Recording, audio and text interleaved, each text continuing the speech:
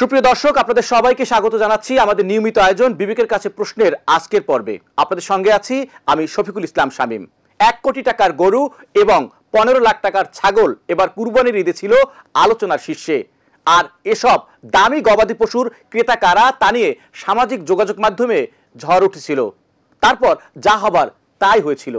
অর্থাৎ এই ছাগল কাণ্ডে রাজস্ব বোর্ডের শুল্ক বিভাগের সদস্য মতিউর রহমান চাকরি থেকে সাময়িক বরখাস্ত হয়েছেন এবং একে একে বেরিয়ে আসতে থাকে তার অবৈধ সম্পদের পাহাড়। তারপর তিনি দেশ ছেড়েও পালিয়েছেন। এ পর্যন্ত গল্পটা সবারই জানা। তবে এসব দামি গবাদি পশু যারা বিক্রির সাথে জড়িত এবং লালন পালন করছেন সেই সাদেক অ্যাগ্রো ফার্মের বিরুদ্ধেও অভিযোগ রয়েছে অনেক। বিবেকের কাছে আজকের পর্বে আমরা সেই প্রশ্নের উত্তর খুঁজব। আর এটিএন বাংলার কাছেও বিভিন্ন তথ্য প্রমাণ এসেছে সাদেক অ্যাগ্রোর বিরুদ্ধে। ব্রাহ্মা জাতের আমেরিকার গরু বাংলাদেশে আমদানি নিষিদ্ধ থাকলেও কিভাবে তা সাদেক অ্যাগ্রো সংগ্রহ করে সেই উত্তর যেমন খুঁজব, তেমনি সাভার ডেইরি ফার্ম থেকে সাধারণ গরু অকশনে নেয়ার কথা থাকলেও সেখানে 17টি ব্রাহ্মা জাতের গরু কিভাবে সাদেক অ্যাগ্রোর মালিক ইমরান হোসেন বের করে আনলেন সেই উত্তরও খুঁজব বিবেকের কাছে প্রশ্নের আজকের পর্বে। হযরত শাহজালাল আন্তর্জাতিক বিমানবন্দরে আমেরিকা থেকে ব্রাহ্মা জাতের গরু আমদানির এই ফুটেজ আসে আমাদের কাছে। এখানে দেখা যায় বিমানবন্দরে গরু রিসিভ করার জন্য ইমরান হোসেন নিজেই গিয়েছিলেন, কিন্তু তিনি গণমাধ্যমে দাবি করেন সাদেক অ্যাগ্রো সরাসরি গরু আমদানি করে না। প্রথমেই হোঁচট খেতে হয় আমাদেরকে, কারণ তার কথা এবং কাজের মধ্যে পুরোপুরি গলদ রয়েছে। আসলে সরাসরি সাদেক অ্যাগ্রো কখনো পশু আমদানি করেনি। আমরা বিভিন্ন মানুষ পশু আমদানি করছে, আমরা তাদের কাছে কিনছি, এইরকম অনেকবার হয়েছে। এবার আসি ব্রাহ্মা জাতের গরুর বিষয়ে। যেখানে এই গরুর অনুমোদন নেই বাংলাদেশে আমদানি করার ক্ষেত্রে, সেখানে কিভাবে সেই গরু ইমরান হোসেনের সাদেক অ্যাগ্রো ফার্মে এলো? এই প্রশ্ন যখন আমাদের মনে জাগে তখনই আরও প্রশ্নের জন্ম নেয়। অনুমোদনহীন প্রাণী বা গবাদি পশু লালন পালন কিংবা বেচা বিক্রিও তো অপরাধ। তাহলে প্রশাসনের নাকের ডগায় বসে সাদেক অ্যাগ্রো দীর্ঘদিন ধরে অপরাধ করেছে। অবৈধভাবে বিদেশি দামি গবাদি পশুর ব্যবসা করেছে সাদেক অ্যাগ্রো। আর দুর্নীতিবাজদের অবৈধ টাকায় এসব অনুমোদনহীন পশু কেনার ক্ষেত্রে মাধ্যম হিসেবে কাজ করেছে Sadek agro.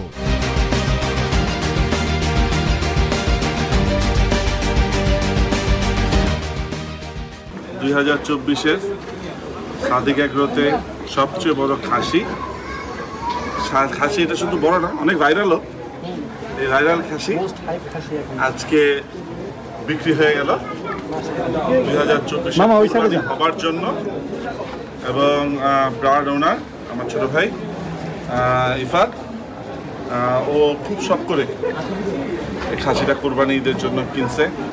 Most least cholesterol red meat. আমরা অনেকে রেড মিট অ্যাভয়েড করি, ডাক্তাররা বলে রেড মিট অ্যাভয়েড করেন, high cholesterol, but Brahma produces most least cholesterol red meat. তো এটাও একটা কারণ।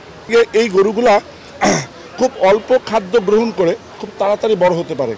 যেমন একটা দেশি বড় গরু লালন পালন করতে আমাদের 30,000 টাকা খরচ হয় মাসে, কিন্তু এই এত বড় একটা গরু এটা লালন পালন করতে আমাদের 25,000 টাকা খরচ হয় মাসে। কারণ ও 5 কেজি খেয়ে 1 কেজি মাংস উৎপাদন করতে সক্ষম, কিন্তু আমাদের দেশীয় জাতের গরু 10-12 কেজি 15 কেজি খেয়ে 1 কেজি মাংস উৎপাদন করতে সক্ষম। 3টা গরু মিলেই বিক্রি হয়েছিল 2,60,00,000 টাকা। এই যে ওর দাঁড়ানোর যে স্টাইলটা, সেই দাঁড়ানোর স্টাইলের উপরেও কিন্তু অনেক সময় অনেক গরুর দাম নির্ধারণ হয়।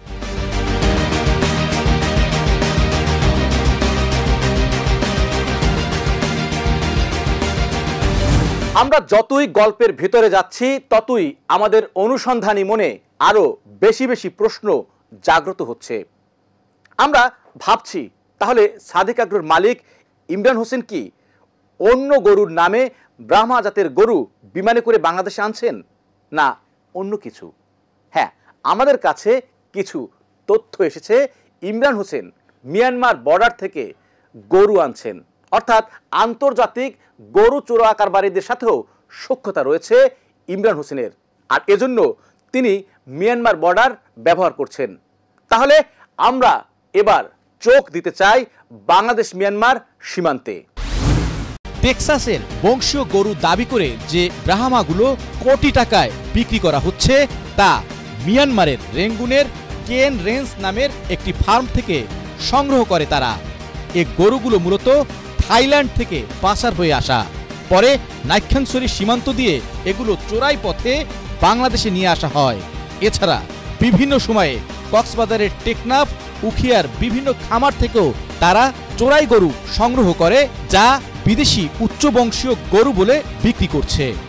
এই ভিডিও ফুটেজে দেখা যায় ইমরান হোসেন নিজেই এসব চোরাই গরু দেখতে সীমান্ত এলাকায় চলে যেতেন।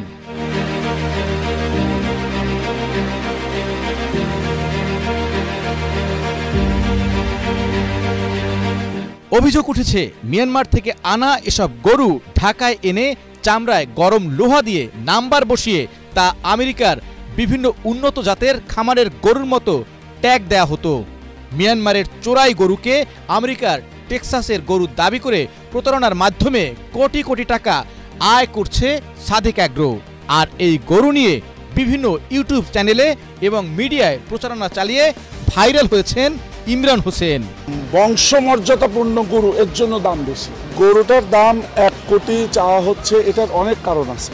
2021 সালে ব্রাহ্মা জাতের গরু বৈধ মালিক না পাওয়ায় বাজেয়াপ্ত করে সরকার, কিন্তু ইমরান প্রভাবশালী এক মন্ত্রীর প্রভাব কাটিয়ে প্রাণী সম্পদ মন্ত্রণালয় থেকে এই গরুগুলো নেয়ার জন্য 3 বছর ধরে প্রক্রিয়া চালান।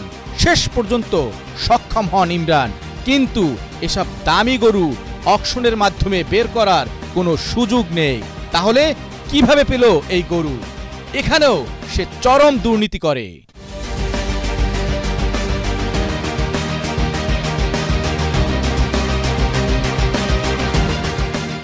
সরকার গরিবদের কম মূল্যে মাংস দেওয়ার জন্য প্রত্যেক বছর 100 থেকে 200 গরু সাভার ডেইরি ফার্ম থেকে দিয়ে থাকে।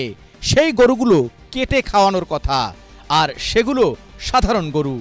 অভিযোগ উঠেছে গরু ব্যবসায়ী ইমরান সেই সাধারণ গরুর মধ্যে 17টি ব্রাহ্মা জাতের গরু ঢুকিয়ে নিয়ে আসে সেখান থেকে।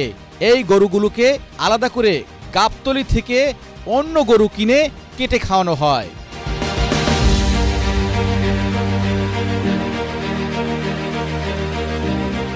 অভিযোগ উঠেছে 17টা ব্রাহ্মা গরু সাভার ডেইরি ফার্ম থেকে বের করার জন্য প্রাণী সম্পদ মন্ত্রণালয়ের কিছু অসাধু লোকজন ইমরানের কাছ থেকে বিপুল পরিমাণ অর্থ হাতিয়ে নেন।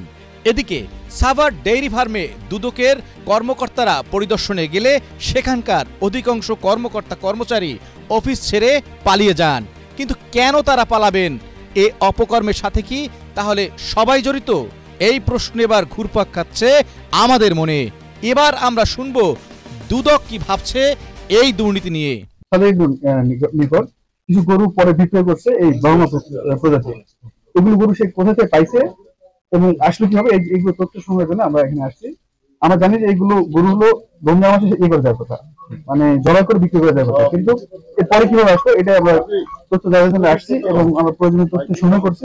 কথা পরিষ্কার, 17টা ব্রাহ্মা গরু যদি 50 লাখ টাকা করে ধরা হয় তাহলে 8 কোটি 50 লাখ টাকার গরু, আর 1 কোটি টাকায় বিক্রি করলে প্রায় 17 কোটি টাকার গরু বের করা হয়েছে সাভার ডেইরি ফার্ম থেকে, যার পরিবর্তে গাবতলী থেকে কয়েক লাখ টাকা খরচ করে কম দামে গরু কেনা হয়।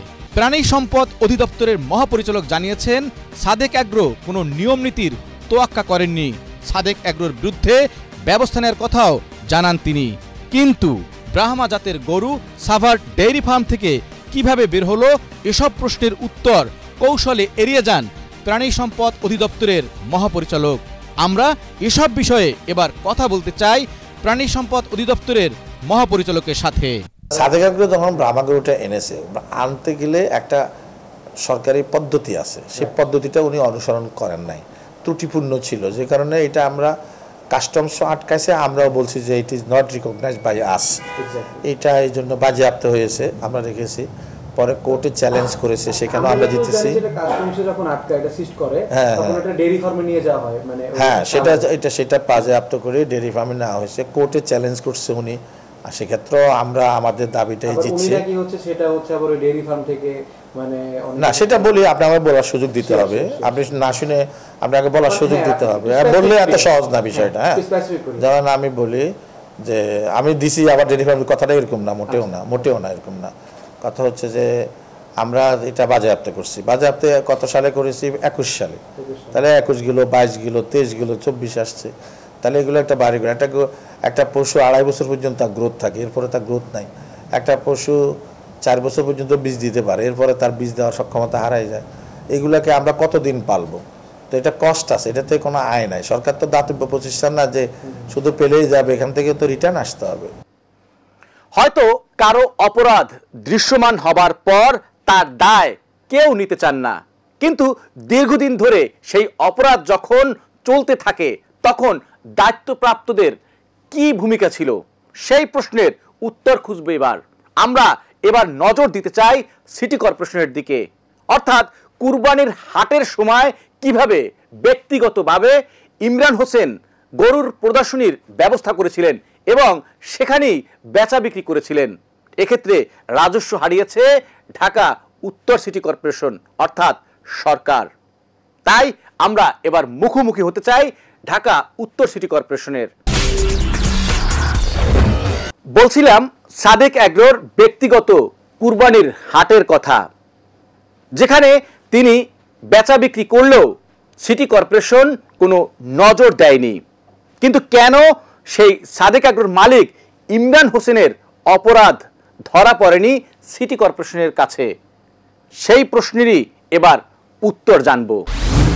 সিটি কর্পোরেশনের পক্ষ থেকে অতীতে নীরব থাকার ব্যাপারে বিস্তারিত না জানালেও বর্তমানে রামচন্দ্রপুর খাল উদ্ধারে যে উদ্যোগ নেওয়া হয়েছে মূলত তারই অংশ হিসেবে বহুল আলোচিত সমালোচিত সাদেক এগ্রোর অবৈধ অংশ ভাঙা পড়ে।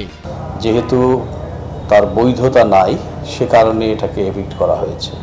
আইনগতভাবে যেগুলা থাকার মতো নয়, যাদের পারমিশন নেই তারা কোথাওই থাকবে না, এটা চলমান প্রক্রিয়া, আমাদের কন্টিনিউয়াস প্রসেসে এই কাজগুলো চলছে।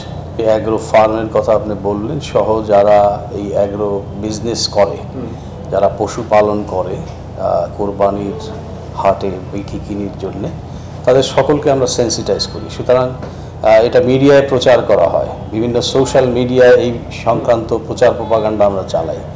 সুতরাং এটা তো যে কোনো ফার্মের কর্তা ব্যক্তি বা মালিক এটা অবগত হওয়ার কথা, আমার বিশ্বাস উনিও অবগত ছিলেন। তারপরেও যদি উনি সেটা কেনাবেচা করে থাকেন সেটা তো বৈধতার মধ্যে নয়। বহুল আলোচিত সাদেক এগ্রোর ফার্মে 27 জুন দুপুর 12:30টার দিকে অভিযান শুরু করে ডিএনসিসির ভ্রাম্যমাণ আদালত। খামারের পশ্চিম অংশে অফিস ভাঙার মাধ্যমে এই উচ্ছেদ অভিযান শুরু হয়।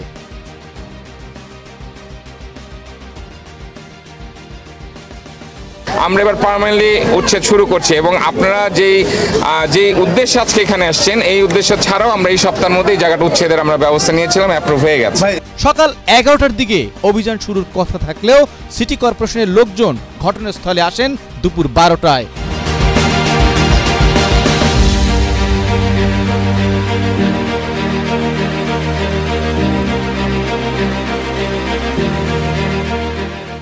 এরপর খালের সীমানা অনুযায়ী সাদেক এগ্রোর একাংশ ভাঙার কাজ শুরু করে সিটি কর্পোরেশন। অভিযানের আগেই সাদেক এগ্রোতে থাকা গবাদি পশু দ্রুত সরিয়ে ফেলেন লোকজন। তবে এ ব্যাপারে সাদেক এগ্রোর পক্ষ থেকে কোনো বক্তব্য পাওয়া যায়নি। এ সময় মালিক পক্ষের লোকজনও উপস্থিত ছিলেন না।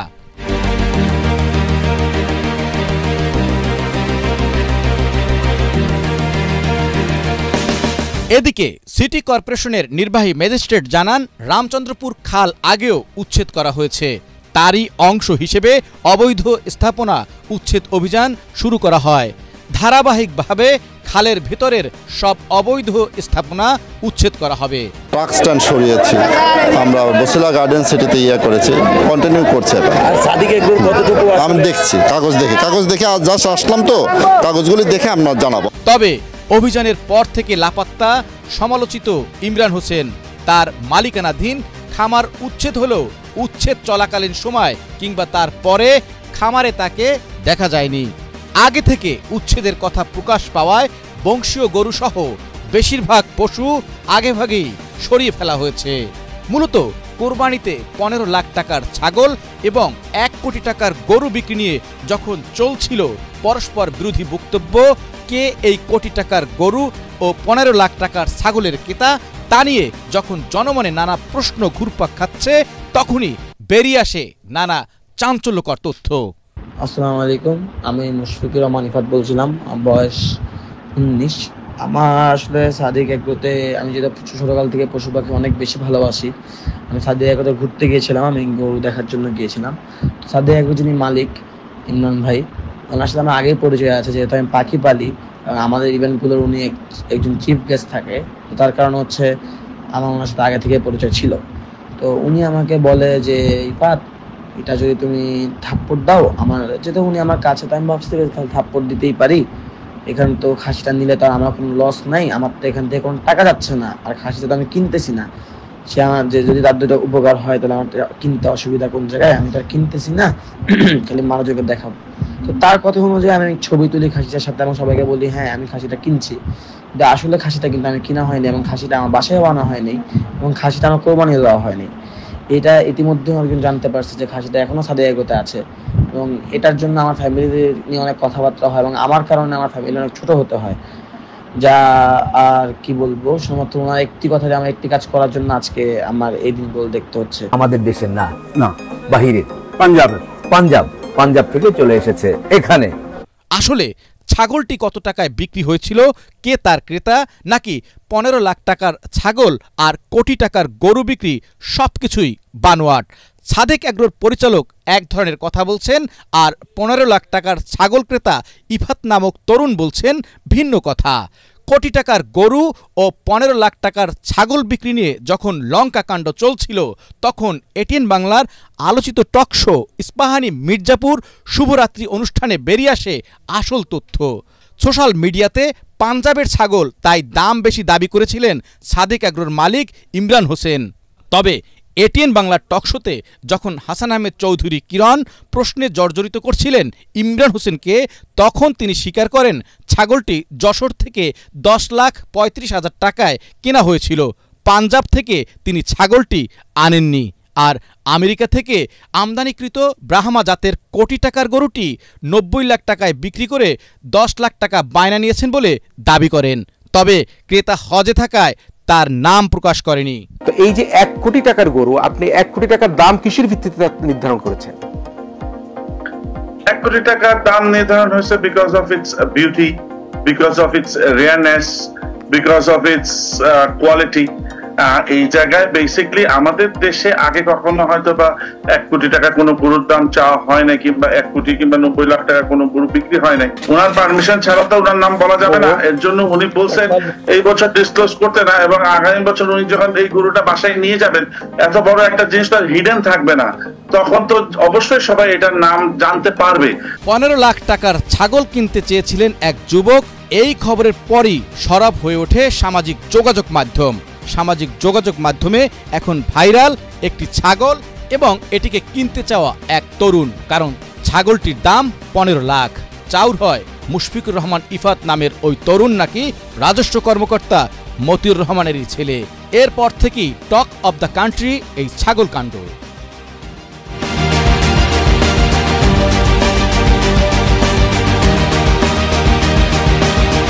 শুধু কি 15 লাখ টাকার ছাগল, 1 কোটি টাকার গরু নিয়েও তোলপাড় নেট দুনিয়া। সেখানেও গলদ। আমেরিকা থেকে আমদানি নিষিদ্ধ প্লেনে করে আনা ব্রাহ্মা জাতের কোটি টাকার গরুটি 90 লাখ টাকা বিক্রি করে 10 লাখ টাকা বায়না নিয়েছেন বলে দাবি। তবে ক্রেতা হজে থাকায় নাম প্রকাশ করেনি সাদেক এগ্রো। কিন্তু সেই গরুও খামারে। তাহলে আসলে কি বিক্রি হয়েছিল গরুটি?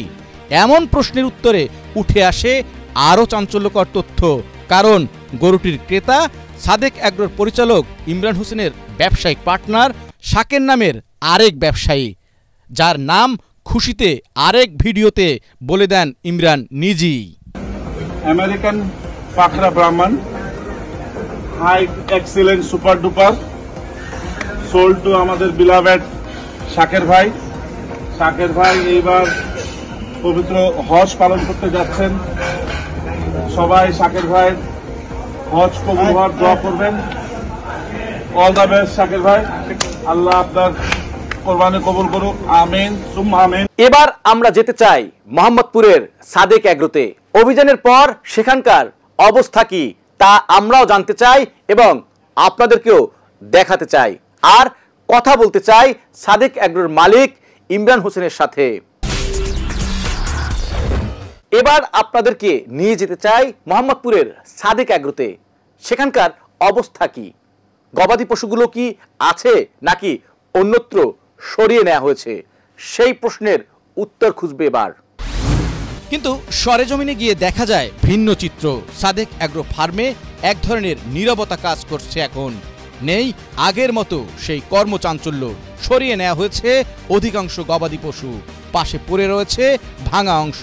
দেখলে মনে হবে পরিত্যক্ত কোনো স্থাপনা।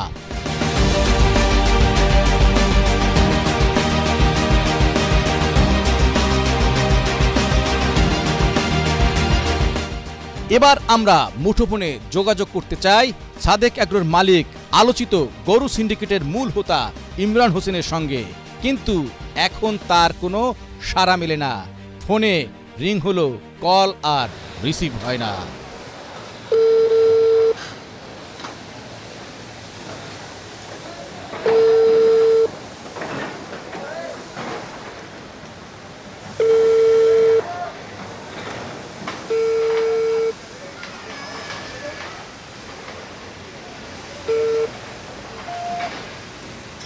মূলত গণমাধ্যমে 15 লাখ টাকায় এক কুরবানির ছাগল বিক্রি নিয়ে নাম আসে ইফাত নামের এক তরুণের।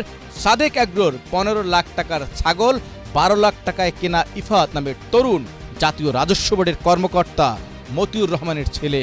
এ সংবাদ প্রকাশের পর আলোচনা সমালোচনা তৈরি হয়। বিষয়টি নিয়ে মতিউর রহমানের সঙ্গে যোগাযোগ করা হলে জানা যায় ভিন্ন তথ্য।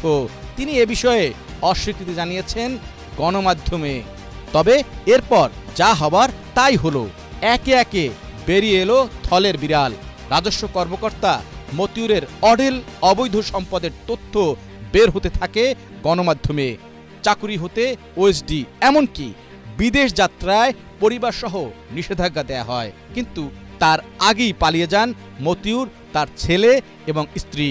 এ পর্যন্ত সবই ঠিক ছিল, কিন্তু আমাদের বিবেক নাড়া দেয় তখনই যখন সেই আলোচিত সাদেক এগ্রোর নানা অনিয়মের তথ্য চলে আসে আমাদের কাছে। এমনকি অভিযোগ রয়েছে ভারতের বর্ডার থেকে বাংলাদেশে যে গরুগুলো পাচার হয়ে আসে সেই সিন্ডিকেটের সাথেও সম্পৃক্ততা রয়েছে সাদেক এগ্রোর। আর সারা দেশে নামে বেনামে অসংখ্য গরুর খামার রয়েছে এই সাদেক এগ্রোর, যারা পুরো গরু ব্যবসাকেই নিয়ন্ত্রণ করছে। ডেইরি ফার্মের ব্যবসায় ধস, মাংসের বাজারে টালমাটাল অবস্থা, সাধারণ খামারিরা ক্ষতিগ্রস্ত, এসব শব্দের সাথে আমরা অনেক আগে থেকেই পরিচিত। আসলেই বাংলাদেশের গরুর বাজার নিয়ন্ত্রিত হয় শক্তিশালী একটি সিন্ডিকেটের মাধ্যমে, বা মাফিয়া চক্র নিয়ন্ত্রণ করে এই পুরো গরুর বাজারটি। এজন্য ক্ষতিগ্রস্ত হচ্ছে সাধারণ খামারিরা। পাশাপাশি ইন্ডিয়ার বর্ডার থেকে যেসব গরু বাংলাদেশে আসে তাও নিয়ন্ত্রণ করে এই শক্তিশালী চক্র। আর এ কারণে খামারিরা তাদের ন্যায্য দাম পাচ্ছেন না। তবে বিষয়গুলো দেখার যেন কেউ নেই। আমরা আমাদের সাধ্যমতো চেষ্টা করেছি কিছু তথ্য তুলে ধরতে। দর্শক, ভালো থাকবেন, সুস্থ থাকবেন। আজ এ পর্যন্তই। আর হ্যাঁ, আপনার চারপাশে ঘটে যাওয়া আলোচিত সব ঘটনা জানাতে আমাদের সঙ্গে যোগাযোগ করুন। আমাদের এটিএন বাংলার ঈগল টিম পৌঁছে যাবে আপনাদের কাছে। শুভরাত্রি। আমাদের সাথে যোগাযোগের ঠিকানা: পরিচালক বিবেকের কাছে প্রশ্ন, ৯৮ কাজী নজরুল ইসলাম এভিনিউ, ঢাকা ১২১৫। আমাদের সাথে সরাসরি যোগাযোগ করতে ডায়াল করুন ৪৮১১৯৪৩১ থেকে ৩৪ পর্যন্ত, অথবা 01-302-994520 এই নম্বরে। আমাদের ইমেল করুন atnbibek@gmail.com।